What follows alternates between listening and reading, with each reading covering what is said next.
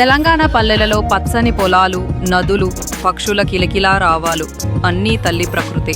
ఈ ప్రకృతిని ఆశీర్వదించే అమ్మవారు పార్వతీదేవి.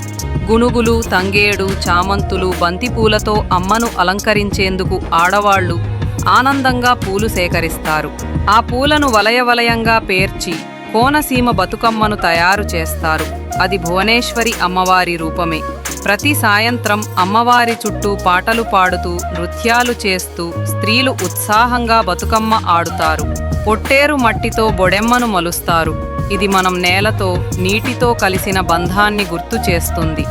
దుర్గాష్టమి నాడు రంగురంగుల బతుకమ్మలతో స్త్రీలు ఊరంతా ఊరేగిస్తారు. అమ్మను నదుల దగ్గరికి తీసుకెళ్తారు. పొంగిన నీటిలో బతుకమ్మను నెమ్మదిగా వదులుతూ ప్రకృతికి తిరిగి పూలను అందిస్తారు. అమ్మకు కృతజ్ఞతలు తెలుపుతారు.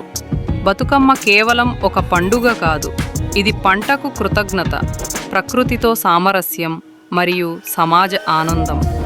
బతుకమ్మ బతుకమ్మ ఉయ్యాల.